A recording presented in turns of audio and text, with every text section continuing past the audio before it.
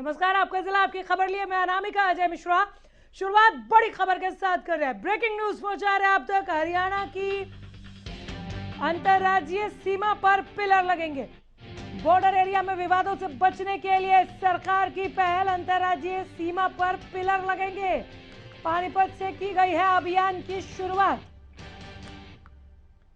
Haryana UP की सीमा पर लगाए जा रहे हैं pillar. Deputy CM Dushyant Chautala ने आज सदन में ये जानकारी दी। हरियाणा के अंतरराज्यीय सीमा पर पिलर लगेंगे। बड़ी खबर पहुंचा रहे हैं। बजट सत्र से ये खबर निकलकर बाहर आई। डिप्टी सीएम दुष्यंत चौटाला ने दी जानकारी। कहा बॉर्डर एरिया में विवादों से बचने के लिए पिलर लगा रहे हैं। पानीपत से इस अभियान की शुरुआत भी कर दी गई है। हरियाणा यूपी की सीमा पर लगाए जा रहे हैं pillar. Deputy CM Dushyant Chautala ने सदन में इस बात की जानकारी दी।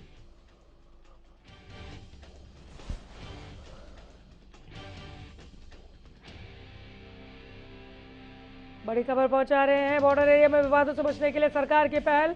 हरियाणा में अब अंतर्राज्यीय सीमा पर पिलर लगेंगे। सरकार ने फैसला लिया है जिसकी शुरुआत, इस अभियान की शुरुआत पानीपत से कर दी गई है। हरियाणा यूपी की सीमा पर पिलर लगाए जा रहे हैं। उप मुख्यमंत्री दुष्यंत चौटाला ने इस बाबत सदन के भीतर जानकारी दी कि हम अंतर्राज्यीय सीमा पर पिलर लगा रहे हैं ताकि किसी भी तरह के विवाद से बचा जा सके।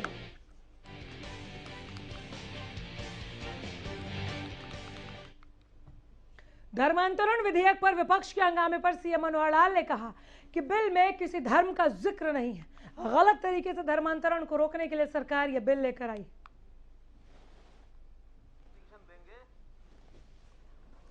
पहली बात तो ये है, जो हमारे माननीय सदस्य ने भी बताया है कि इसमें किसी धर्म का कोई नाम नहीं लिखा है। किसी धर्म का काद्यान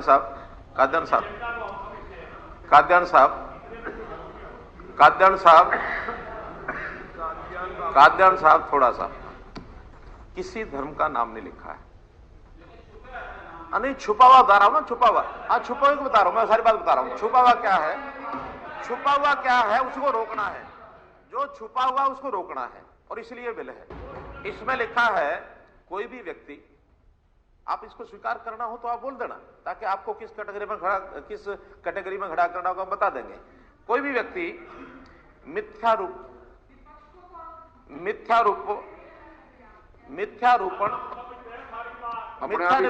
लिख लीजिए।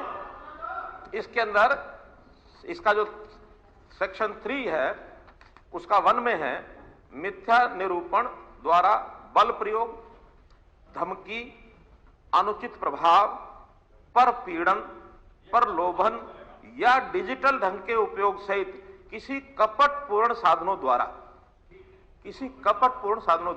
सुनो एक मिनट आगे सुनो, पूरी बात सुन लो,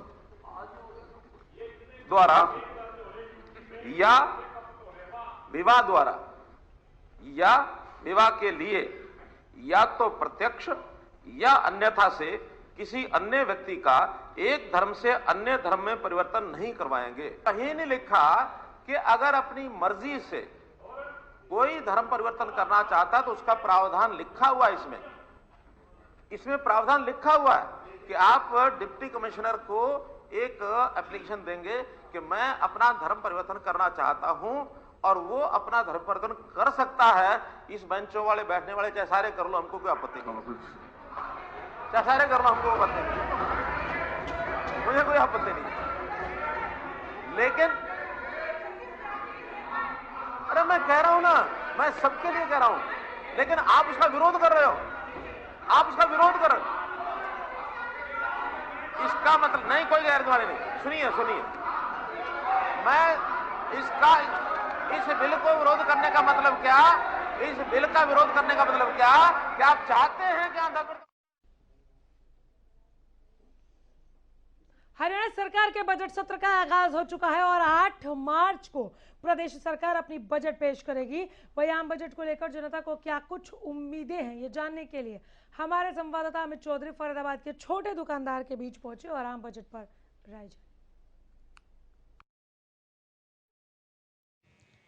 आने वाली 8 तारीख को प्रदेश सरकार अपना बजट पेश करेगी। इसी बजट को लेकर एक आम आदमी क्या सोचता है, क्या उम्मीदें हैं, उसी को लेकर आज एक बार फिर हरियाणा न्यूज़ की टीम पहुंची है जनता के बीच।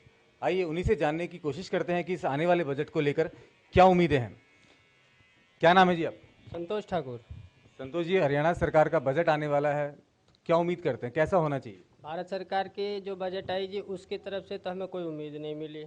इस बार देखते हैं, हरियाणा सरकार से बहुत उम्मीद लगा रखे हैं। हम तो दुकानदार आदमी हैं, सारी क्रीम व्रीम सारी हमारी महंगी हो गई।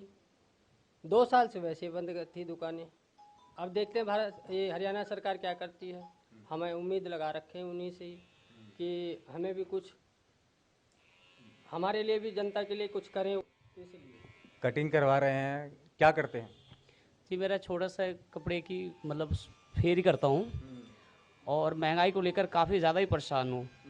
जो सामान हम लोग खरीदते हैं और मान लीजिए हम कोई चीज़ 70 रुपये की खरीदते हैं और लेकिन ग्राहक उसका 60 रुपये लगाता है और मतलब लेता नहीं। बहुत ज़्यादा दिक्कतें होती है हमें कस्टमर को अटेंड करने में। भारत सरकार से हमने बहुत सारी उम्मीदें लगा रखी थी लेकिन इसमें मतलब हमें संतुष्टि नहीं मिली। बाकी जो आने वाला जो बजट है हरियाणा का, तो उम्मीद करता हूँ कि उसमें हमें कुछ फ़ायदा हो। तो देखिए, साफ तौर पर देख सकते हैं कि एक आम आदमी कितनी उम्मीदें लगाए हुए है इस आने वाले बजट को लेकर।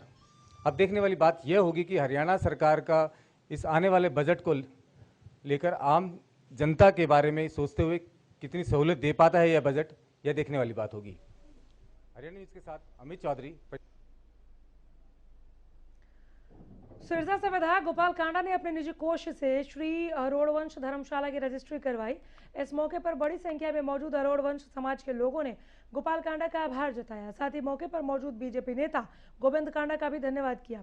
वहीं अरोड़ वंश समाज के लोगों को संबोधित करते हुए गोविंद कांडा ने कहा कि आज का दिन ऐतिहासिक है क्योंकि सिरसा के बेशकीमती भूमि पर देश में पहली बार अग्रवाल समाज और अरोड़ा समाज की एक साथ धर्मशाला बनेगी।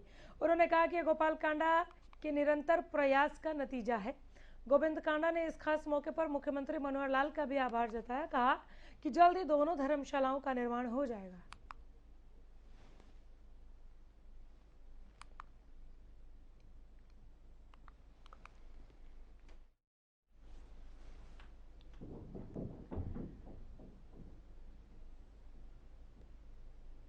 बीजेपी नेता गोविंद कांडा ने दिन को ऐतिहासिक बताते हुए इस बात का जिक्र किया कि ये पहली बार होगा जब अग्रवाल और अरोड़ा समाज की एक साथ यहाँ पर धर्मशाला बनेगी।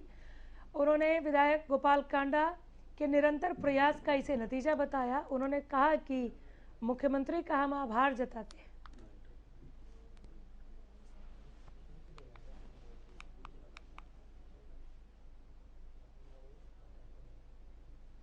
सांसद सुनीता दुग्गल करनाल में हरियाणा राज्य महिला आयोग के एक कार्यक्रम में शामिल हुई। इस दौरान सांसद ने कहा कि सरकार महिला सशक्तिकरण की दिशा में काम कर रही है। वहीं यूक्रेन संकट पर बोलते हुए सांसद दुग्गल ने कहा कि सरकार वहां से भारतीयों को निकालने के लिए हर संभव कोशिश कर रही है।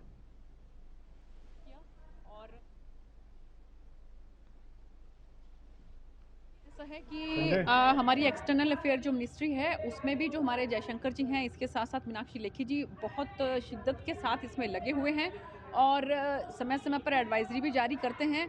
और एक मैंने तो बल्कि अगर आप देखें तो मैंने अपने सोशल मीडिया पे अपनी डीपी वो बना रखी है।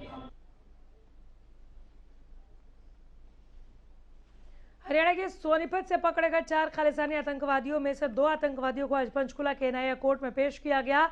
गौरतलब है कि इन आतंकियों के पास से एक AK-47 सहित कई हथियार बरामद किए गए हैं। इनको कड़ी सुरक्षा के बीच सोनीपत पुलिस ने आरोपी सागर और सुनील को 4 दिन के रिमांड पूरा होने के बाद एनआईए कोर्ट में पेश किया। इस मामले में पुलिस को कई हथियार और जाली दस्तावेज मिले थे। सोनीपत पुलिस कुछ आरोपियों को पंजाब से जल्दी प्रोडक्शन वारंट पर सोनीपत लाएगी। ये सोनीपत जिले में कुछ खालिस्तान से संबंधित कुछ लोग अरेस्ट हुए थे, उनसे कुछ AK-47 वगैरह कुछ बरामद हुई थे वेपन्स। इस बारे में 12 दिन के रिमांड के बाद हमने 2 आरोपियों को स्पेशल कोर्ट में पेश किया है, इनको जुडिशियल भेज दिया। तो एनआईए कोर्ट में पेश किया गया, क्या कार्रवाई रही सर? जी स्पेशल कोर्ट है, वो हमारी स्पेशल इसी एक्ट के लिए कोर्ट बनी हुई है, इसीलिए हमने पेश किया सर। तो सर ये भी जानकारी मिल रही है कि कुछ लोगों को आप पंजाब से प्रोडक्शन वारंट पर भी लेके आएंगे इस मामले जी में? वो मुकदमे की इन्वेस्टिगेशन चल रही है, जो भी उसमें सब होगा सभी काम किया जाएगा। तो अभी तक सर क्या क्या इनसे मिल पाया है? कुछ और तार जुड़े हैं इनसे कहीं एक AK-47 बरामद हुई है, 5 पिस्टल बरामद। इनके कोई लिंक्स वगैरह भी मिले हैं? विदेशी कुछ हैंडलर्स से कनाडा, ऑस्ट्रेलिया और पाकिस्तान से लिंक कनेक्ट हुए हैं, बाकी उन पे काम कर रहे हैं।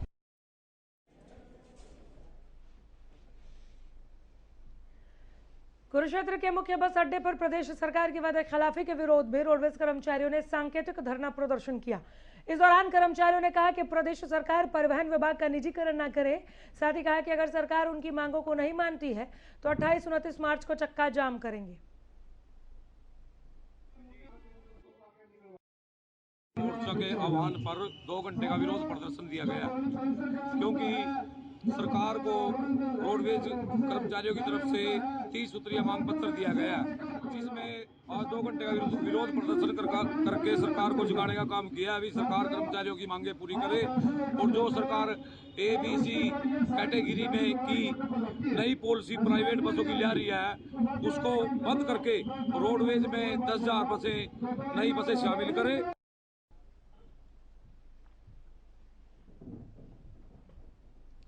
सांझा मोर्चा के बैनर तले हरियाणा रोडवेज के सभी कर्मचारी यूनियन ने 2 घंटे तक रोडवेज वर्कशॉप पर धरना प्रदर्शन किया। इस दौरान कर्मचारियों ने पुरानी पेंशन स्कीम लागू करने की मांग की। साथ ही कच्चे कर्मचारियों को पक्का करना और रोडवेज में नई बसों को शामिल करने की बात भी कही। कर्मचारियों ने कहा कि अगर सरकार ने उनकी मांगे नहीं मानी तो 28 और 29 मार्च को चक्का जाम किया जाएगा।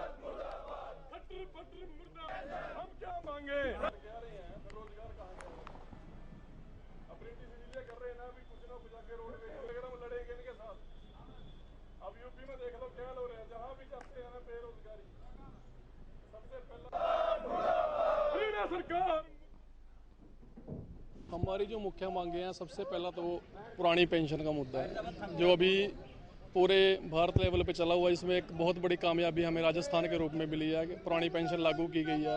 और कल हिमाचल में भी विधानसभा का घेराव किया गया साथियों द्वारा और वहाँ पे भी एक कमेटी का निर्माण किया गया।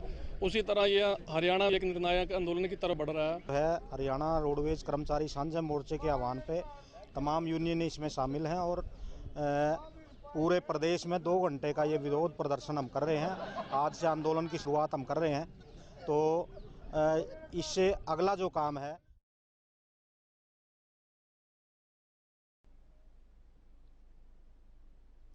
फरीदाबाद की एक और छात्र की यूक्रेन से वतन वापसी हुई है। देशभक्ति से लबरेज फरीदाबाद के लाल आदित्य ने सुरक्षित घर वापस लाने के लिए भारत सरकार को धन्यवाद दिया। साथ ही उन्होंने कहा कि भारत के तिरंगे के आगे तो AK-47 भी बेकार हो जाती है। बता दें कि भारत सरकार ऑपरेशन गंगा के तहत भारतीयों की घर वापसी पर जोर दे रही है।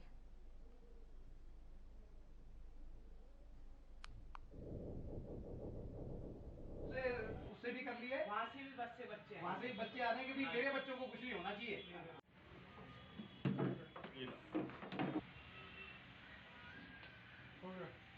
चलो और हम पहुंचे 200-300 लोग हमें देख के खड़े हो जाते थे, उनके सामने एक उससे भी बात कर लिए और उससे भी कर लिए, वहाँ से भी बच्चे आने के भी मेरे बच्चों को कुछ नहीं होना चाहिए।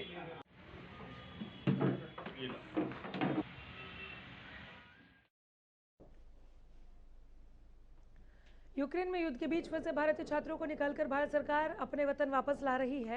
रोजाना सैकड़ों भारतीय छात्र यूक्रेन से वापस लौट रहे हैं। इन्हीं छात्रों में सिरसा जिले के भी कई छात्र वापस अपने परिजनों के पास पहुंचे हैं, जिसके बाद छात्रों और उनके माता पिता के चेहरे पर खुशी और राहत साफ देखी जा रही है। गाँव आड़ीखेड़ा और सिरसा की फ्रेंड्स कॉलोनी वाले 2 छात्र यूक्रेन से बीती रात अपने घर वापस लौटे। सिरसा उपायुक्त अजय तोमर ने बताया कि अब तक जिले के 43 लोगों में से 15 वापस आ गए हैं।